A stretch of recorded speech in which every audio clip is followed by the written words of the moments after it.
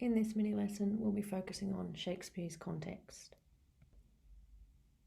If you're a teacher and would like to use this presentation in your classroom, there is a link in the description to a free version that has no voiceover. There's also a link to a crossword that you can use to check your students' understanding, and it is free for the minute. During the period that Shakespeare was composing his works, there were two monarchs and one very significant social and cultural movement. So there was Queen Elizabeth from 1558 to 1603, we call this the Elizabethan era. Then there was the time when King James reigned, 1603 to 1625, and we call that the Jacobean period. And then there's the Renaissance, which took place around the 15th to the 17th century. When you're writing your essays, you don't want to continually use the same words to refer to the context, so make sure you vary your language. So the HSC Shakespearean texts that are considered to be Elizabethan include King Richard III, The Merchant of Venice, King Henry IV Part 1, A Midsummer Night's Dream, and Hamlet. And those that are in red, Richard III, Henry IV, and Hamlet, are set in modules that really do require you to make explicit links, I would say in every paragraph, to the context. So grab a pen and make sure you're writing down any time you think, yes, that links to this when that happens in my text. Everybody's doing a different Shakespearean text.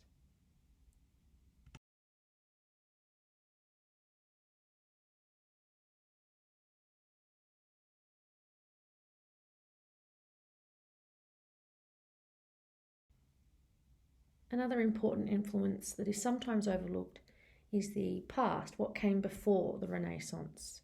So the Middle Ages, also known as the medieval period, started somewhere around 476 AD and ended somewhere around 1400, 1450. So as is the case with any shift in paradigms or historical epochs, the old ways take some time to die out and the new ways take some time to fully settle in. It's not usually an immediate ceasing and beginning of an age, new age and an old age. So the Renaissance reached England later than it did other parts of Europe, and where Shakespeare grew up, which was Stratford, it was a suburb, so it was more aligned with the old ways, the Middle Ages. In the 1580s, Shakespeare moves to London, to what was the epicentre of the English Renaissance. And so because of this, Shakespeare's works look both backwards and forwards. There's a duality running through it, and this allows you to mention the Middle Ages and the Renaissance where it's relevant. It's not always relevant, so choose wisely. So the Middle Ages is, as we said, also known as the medieval period, and it's the time before the Renaissance. In that period, they believed that God had total control of everything, and there was a feudalistic way of structuring society. So there was a very strict division between those who owned the land and those who just worked the land. Generally, people were Roman Catholic, and it was the time that the Crusades took place. It was also when universities were being established, and two of the most famous literary men of the time were Chaucer and Dante. Queen Elizabeth reigned for a full 45 years. So she was heirless, which meant she had no child to take over when she died, and this caused a little bit of uncertainty about what would happen when she passed on. Generally, her reign was a time of economic prosperity, stability, and cultural and artistic flourishing. An interesting way that people in this period saw personality was they believed that your bodily fluids and which of those dominated told you what kind of a human you would be, what your personality would be like. So if you had too much phlegm, they would say you were phlegmatic, and that was because you had a watery sort of disposition, which made you hard to rouse, unflappable, or even sluggish. So that's represented by Falstaff. If you had too much blood, it meant you were sanguine, optimistic, super happy, and that because of this you'd have a ruddy or red sort of complexion. And Prince Hal is supposedly a representative of the sanguine type. If you had too much black bile, you would be melancholic, aka depressive. And this is, of course, Hamlet, who says to be or not to be and gets very down at times, or King Henry IV as well. If you have too much yellow bile, back in the day they would have said you were a choleric personality, which means that you were quick to anger and bitter and difficult. And that is represented by Hotspur in Henry as well. The Renaissance began in the late 15th century and went through to the early 17th century and peaked in the mid 16th century. It was at its height then. It was a cultural and artistic rebirth. You can see in the French part of the word there, nascence. And it was a blossoming, an opening up, a newness, a flourishing. The humanism started to take shape in this period, which was an emphasis on rhetoric, moral philosophy and history instead of just dogma and do this and do that. Learning was very important. It makes me think of Prospero and his preoccupation with his books and learning, and exploration generally was highly valued. The search for knowledge was central to this time, and they also looked back towards classical Greece and Rome, and we can see in Shakespeare's works too that those classical subjects like Antony and Cleopatra, etc., Julius Caesar, and these sort of references abound. It was also the time when the printing press was invented, and that resulted in a huge increase in literacy. There was also a massive output of creativity, scientific advancement, and all sorts of new ways of thinking. It was also very much a time of discovery, so the ships were exploring all over the place and going to new and exciting places. It wasn't too long before Elizabeth's reign that Columbus discovered the New World, which is now America, in 1492. And in 1522, even closer, was the circumnavigation of the globe, so travelling the whole way around the world by ship. There were many attempts to find faster, more efficient naval routes, and because of all the wonderful goods that were being traded, they were making a lot of money, but also being exposed to new and exotic products. And that also led to it feeling like a time of richness and beauty. Miranda there quoted at the bottom, "O brave new world that has such people in it," that optimism and excitement for progress in the future and what humanity can be has that sort of humanistic zeal. However, there's also irony, because when she says that, she's looking at a couple of crooks as well as some other people, and it's a little bit funny. Another way you might be able to link to context in your essays on Shakespeare for the HSC is to make reference to the belief in the divine rule of kings. So this was the idea that monarchs were literally chosen by God and accountable to nobody but him. So as in Macbeth, the killing of a king, or even in Hamlet, is an incredibly sacrilegious anti-God action. It messes up the whole order of things and is not something that will go without serious punishment. They also believed in the great chain of being, and this was a hierarchical structure that you can see on the screen there that has rocks and trees and then certain types of animals and then other certain types of animals moving up right through to the ordinary people, and then at the top you've got your king and then you've got God. And they believed that if there was some sort of disorder or problem at one level, at a lower level of the chain of being, that would interfere with the whole scheme of things.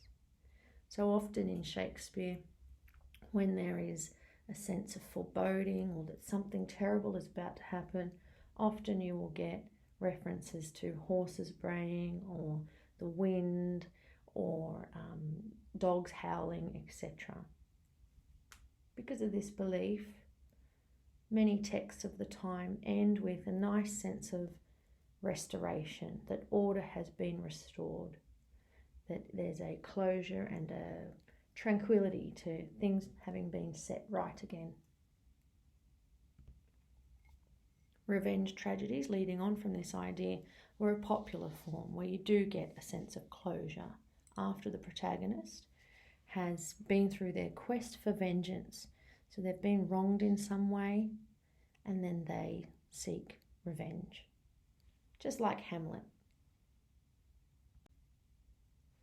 Another way you can link to the context for a Shakespearean text, particularly if you are comparing it with a modern or postmodern secular text, is through its Christian lens. So they believed in the Elizabethan and Jacobean times that the will of God was very important and that whatever happened in your life, good or bad, was God's plan.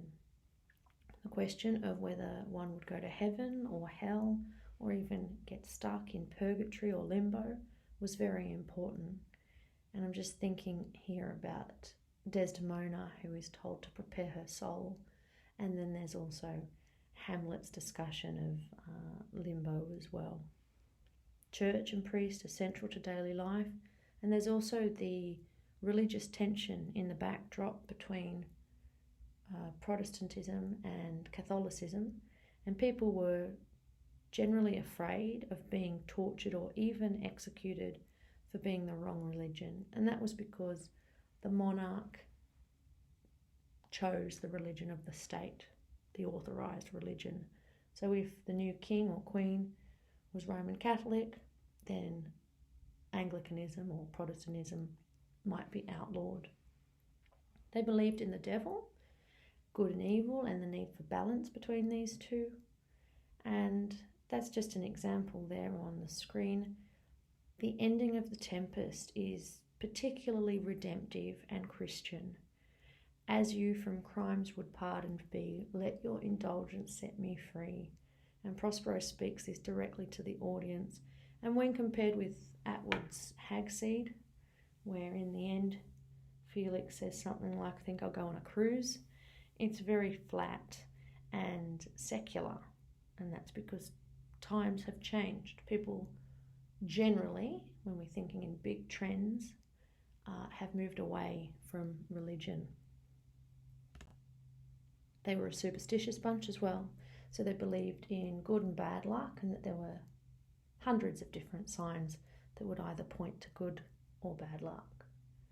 For example, the eclipse of the moon was an omen of evil, and touching wood, as some people do today, was a sign of good luck. They also were interested in the stars and astrology, and Shakespeare often refers to fortune with a capital F or fate with a capital F, and often personifies her as female, somebody overlooking our lives and steering it in a certain direction. They believed in magic.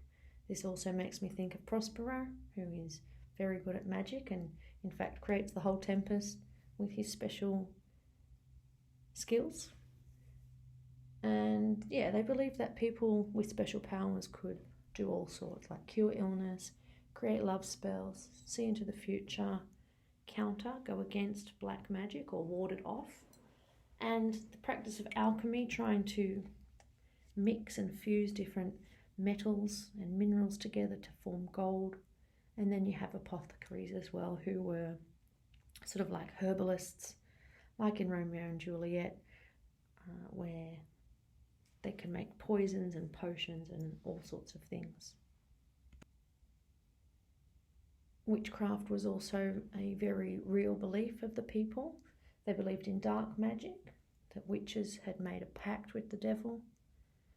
They were blamed for all sorts of bad fortune, and they had familiars, kind of like the cats in modern day cartoons about witches. And these were animals that spied on people so that witches couldn't get caught spying. It appears that actually they were just poor older women who were single and had nobody to protect them.